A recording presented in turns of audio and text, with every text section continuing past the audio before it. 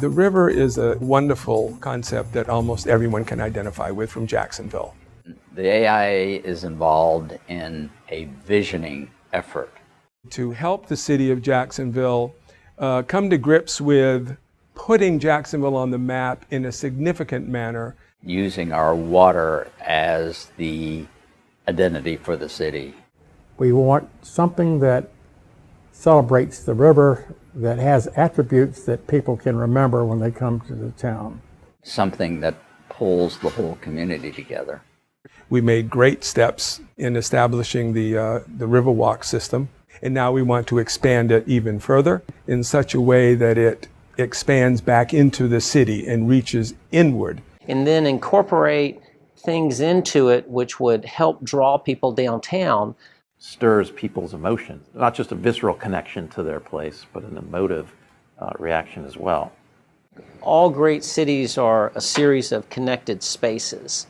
It's always something that catches your eye. Through a series of landmarks. And you wayfind and you experience space by going from one place to another. The idea is to intrigue and to have the experience of the pedestrian that's finding, discovering, and enjoying the pathway. And it's not just about a project-based short-term view of what you're doing, but it's the 50-year view. Vision has a much longer time frame. And that there's a certain intentionality about it. How do you have some organizing principle that unifies all the ideas into something that's easy to understand, easy to relate to? And it's real easy to have projects that are one-offs, or where one thing could be extremely well done, but it doesn't relate to the other projects being done. We want there to be purpose for these, greater purpose for these new developments, and we want them to connect one with the other and set that in motion so that everyone catches on to that idea and wants to be part of that. To have some armature, some idea that overlays it, so when you do a project, it does connect to the rest of the city. I think it's extremely important that individual projects do look beyond just their scope of what they're doing, and they do see themselves within the whole picture. They have to kind of hear this and understand its importance. You want these projects to be related, and you want them to strengthen each other. The whole will be greater than the sum of the individual products. We need to be able to then sell the story and have the other people who are involved in this, and there are lots of people involved with this. It's the developers, it's the city government, all the stakeholders, the waterfront or all of those spaces. They have to kind of hear this and understand its importance.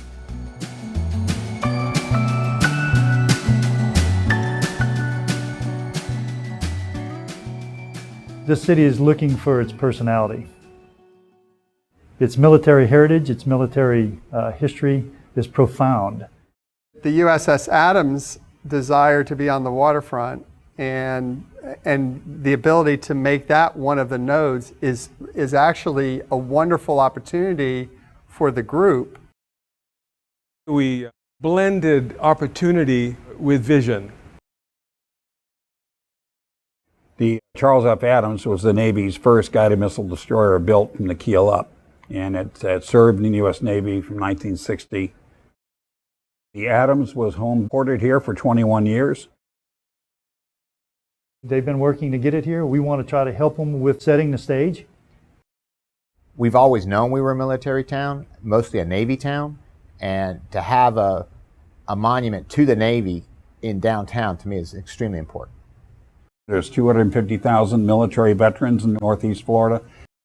The Navy, it's in the Constitution. That's why we have a Navy, protect the interests of the United States. People will have a chance to see naval history right here in Jacksonville, Florida. It gives us a place on the eastern seaboard that's second to none. We celebrate, activate, and emphasize the ship, the physical ship. So we now have pretty much proven that the ideas are sound and the opportunities are expansive. And this will be our first attempt at putting these ideas into steel and concrete. Politically, I think it's very strong. Chris and Tom have gone to the Waterways Commission. They've presented to council, and we're getting some support from Lori Boyer. Getting their support is critical. We have not asked the city for a dollar, not one dime. We convinced the state legislature and the governor for $1 million, and they gave it to us for this year, and we have the money in hand. And so we have about $2 million. We need $900,000. When they see that ship coming up the river, everybody's going to be very proud and be very excited to be associated with it. I'm thanking the people who have given us resources to date. There's 35 companies in this town who have given us their time and their money and their skill sets, no cost. It's been wonderful. This is not just about a ship. It's about how to catalyze our downtown. It's an economic driver for our downtown. It's a destination on multiple levels: military, family, tourists, community, stakeholders, political. It's a multiple level opportunity for us. Transitioning this beautiful waterfront city into something truly significant worldwide.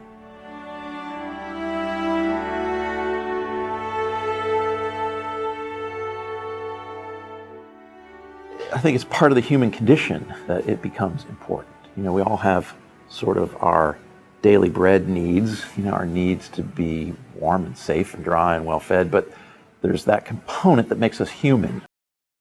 You know, we have a philosophical take, we have an engagement with our world that goes beyond just the pragmatic.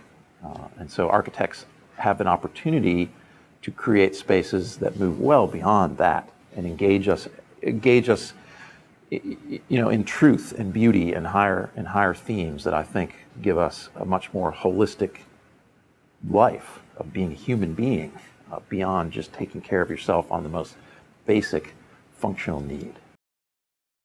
So you have this chance to kind of move into a mental construct that brings us together as a community. So design is very powerful because it moves beyond just your needs as a physical being in space. The emotional quotient of ourselves is much more engaging.